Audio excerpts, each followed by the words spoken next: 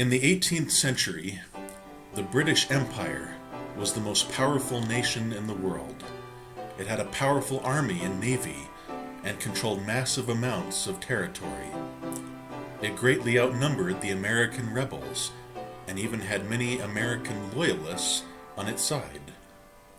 Thus, one might have expected the British military to win the day in the struggle. Yet at the end of this conflict, the British permanently lost their 13 American colonies. Why is this? Many explanations have been proposed, such as the poor decision-making on the part of their military leaders, and I should acknowledge that this was indeed a factor.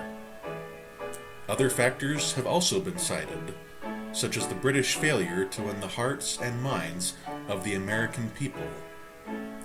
But for many historians, one factor stands out above all of the rest.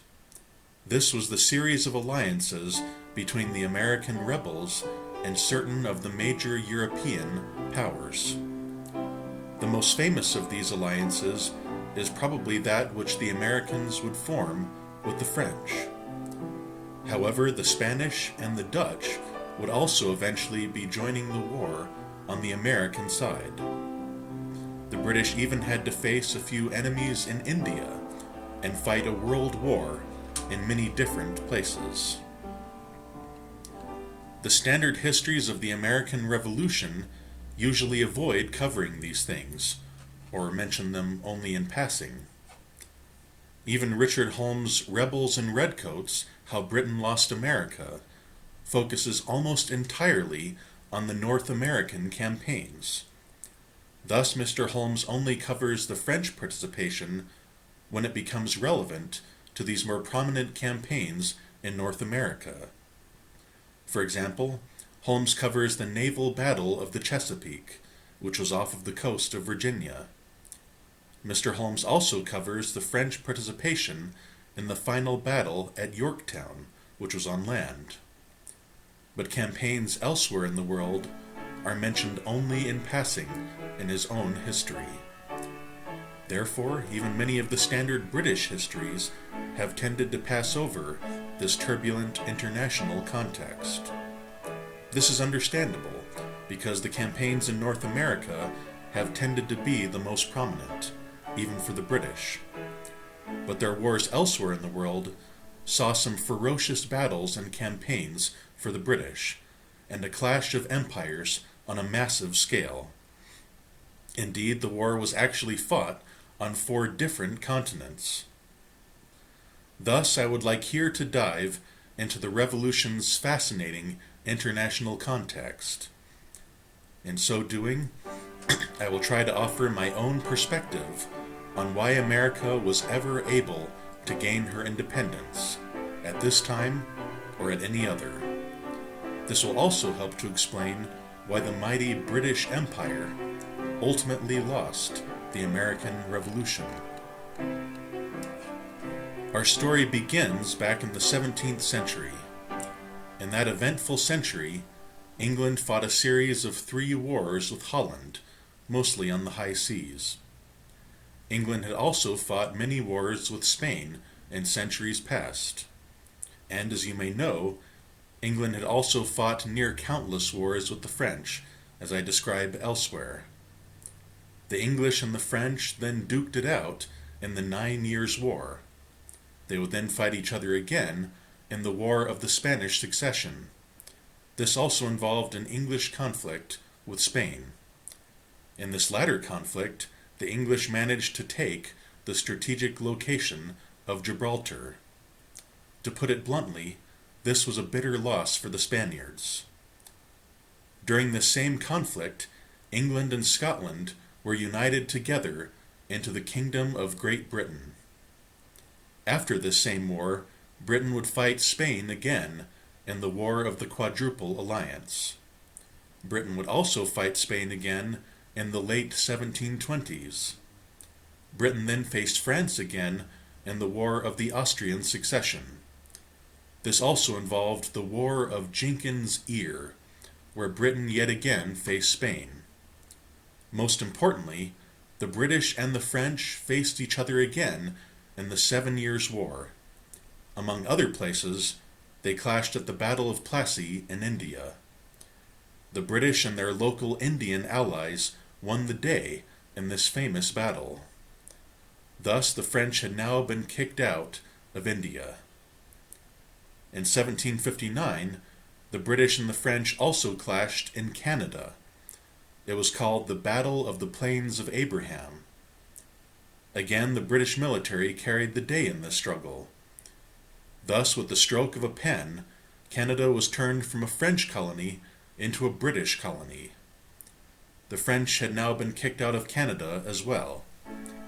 In many ways, the French were thus smarting from their wounds. Starting in 1762, the 7 Years' War also involved another brief war between Britain and Spain. But this larger 7 Years' War soon ended. Thus, there was a Treaty of Paris in 1763. This was soon followed by a British war in India with the local Sultanate of Mysore. It was called the First Anglo-Mysore War. This war would last from 1767 to 1769. But it was another local Indian power that would be the next to occupy Britain's attention. This was the Maratha Confederacy. Specifically, the First Anglo-Maratha War broke out in March of 1775. The war in America broke out roughly a month later, in April of 1775. Specifically, its first shots were fired at Lexington and Concord. Thus, the British campaigns in North America were already coinciding with a war in distant India. From the British perspective, this war in India might have seemed like a fairly minor war. Initially, the British even had reason to see the war in America as a fairly minor war. But the American ambassador, Benjamin Franklin, soon arrived in Paris after independence was declared. Franklin had been humiliated by the British some years earlier in a part of Parliament known as the Cockpit. Now it was the perfect time for Franklin to get his revenge on his former countrymen. Specifically, Franklin was on a mission to get France to enter the war on the American side. In this period, Benjamin Franklin thus tried to lay the groundwork for some later American diplomacy with France. But Franklin's diplomacy initially fared somewhat badly. Although the French people personally liked Dr. Franklin, King Louis XVI was initially somewhat skeptical that the Americans could win. But the king's mind was soon changed in 1777 after 2 battles at Saratoga. At the end of these 2 battles, an entire British army surrendered to the Americans. Thus, King Louis XVI formally received Benjamin Franklin into his court. Therefore, France finally entered the war on the American side, starting in June of 1778. For France, it was the perfect moment to get their revenge for the earlier 7 Years' War. As mentioned earlier, France had been kicked out of India and Canada. Now, God willing, the British would likewise be kicked out of America. The French even began to send some financial aid to the besieged Americans. But the Americans later sent another ambassador, John Adams. To put it bluntly, John Adams caused some friction with the French in this role. Thus, the Continental Congress eventually sent Adams to negotiate with Holland instead. More about that Dutch diplomacy later on in this post. In the meantime, the French started to press the British hard in many other parts of the world. The battlegrounds eventually ranged from the Balearic Islands in the Mediterranean to the somewhat more distant East Indies. In June of 1779, Spain decided to join the war on the American side. Thus, the Spaniards struck the British at Gibraltar in that same month. it was the beginning of the Great Siege of Gibraltar. By number of combatants, this would be the largest battle of the war. It is also the longest siege ever endured by the British military, lasting for more than 3 years. In September of 1779, John Jay became the first American ambassador to Spain. In this capacity, John Jay eventually convinced the Spaniards to financially support the Americans. Eventually, the Spanish would try to take West Florida from the British, and even support the Patriot side in the nearby American South. And the French would ultimately send some reinforcements to the Spanish at Gibraltar. As Wikipedia puts it, Spain would also eventually fight the British in the Bahamas and Central America. The Spaniards would also fight the British in Louisiana, Alabama, Missouri, Illinois, and Arkansas, among many other places. These last 5 places would later become part of the United States. Eventually, John Adams' aforementioned diplomacy with the Netherlands started to bear fruit. Thus, the Dutch entered the war on the American side in 1780. The Dutch military also financially supported the Americans. The British now had yet another foe. They would face the Dutch military again in India, Ceylon, modern-day Sri Lanka, and Sumatra, which is in Indonesia. The British would also face the Dutch military in the Caribbean and in the Cape Colony in southern Africa. At this moment, Britain was still fighting the Maratha Confederacy in India. And in that same year, another war broke out for the British in India. It was with another old enemy, the aforementioned Sultanate of Mysore. Specifically, the Second Anglo-Mysore War would break out in 1780. This was probably the low point of the war for the British cause. They were now fighting 2 local powers in India, plus the rebels in America, and 3 major powers in Europe. This had some important consequences for the Royal Navy out at sea. Specifically, there were some naval conflicts in many of the world's oceans and seas. There was also some land fighting on a number of Caribbean islands. In the Mediterranean, the French and the Spaniards took the island of Minorca in 1781. In May 1782, the British were then able to make a peace with the Maratha Confederacy in India. But they still had their hands full from fighting these powerful European foes. Moreover, Britain's other war with the local Sultanate of Mysore was still going on in India. Benjamin Franklin was initially opposed to making a separate peace with the British. Franklin liked the French and was reluctant to cut them out of the deal.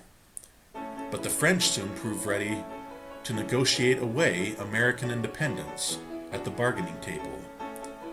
Thus, John Adams and John Jay were soon able to convince Dr. Franklin to make a separate peace with the British. Therefore, the Americans finally managed to do so in September of 1783. It was called the Treaty of Paris. As Wikipedia puts it, Great Britain ceded generally all mainland territories east of the Mississippi River, south of the Great Lakes, and north of the Floridas to the United States. King Louis XVI was initially furious about how the Americans had made this separate peace with the mutually hated British. But Benjamin Franklin somehow managed to smooth things over with the French king, a better subject for another post. When Franklin had signed the peace treaty with Britain here, he wore the same clothes that he had worn when the British government humiliated him in the cockpit in Parliament. Referring to his clothes, Franklin thus said that he was now giving them some revenge, or words to that effect. But later in that same month, the French then made their own peace with the British. Like many other treaties, it was called the Treaty of Versailles, not to be confused with a later, more infamous treaty. In this treaty, the British also ceded the Caribbean island of Tobago to France. Later on, the British would also be ceding the African territory of Senegal to France. Also in September of 1783, the Spaniards were likewise making their own peace with Britain. Thus, the British ceded Minorca, West Florida, and even East Florida to Spain. Thus, many European powers were now getting their revenge on the British. The British war with the Netherlands dragged on until 1784. Finally, in that same year, the British were able to make peace with Holland, and the British were somewhat more successful in their negotiations with the Dutch. That is, the Dutch Republic ceded Nagapatnam, a town in India, to the British Empire. This may have been because the Dutch were now basically fighting the British on their own at that point, and had to take what they could get.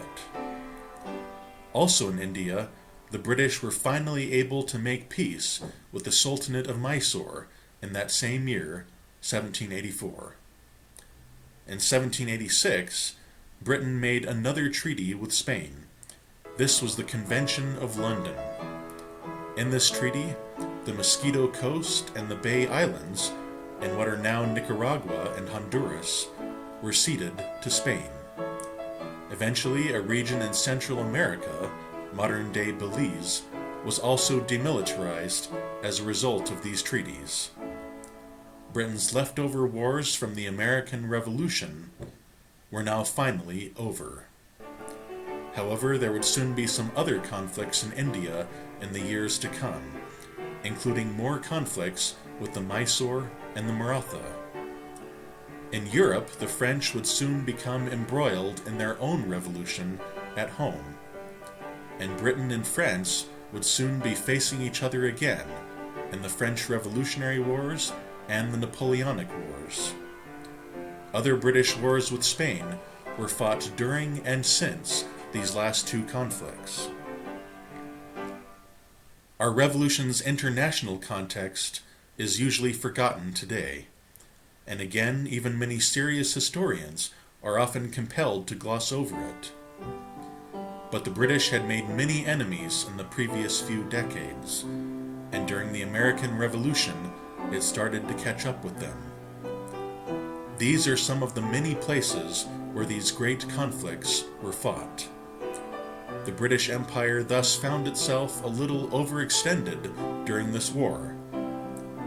To me, these are the most important reasons that the British permanently lost their 13 American colonies. This is a fascinating topic in its own right. It helps you to understand many things, including the Revolution's effects elsewhere in the world. It's rife with its own brand of human drama, both for the Europeans and for their former colonies, and it helps to explain why the 13 colonies were eventually able to gain their independence from the British Empire. The war was ultimately a great victory for the United States, which benefited from having so many allies at the crucial moment of its birth.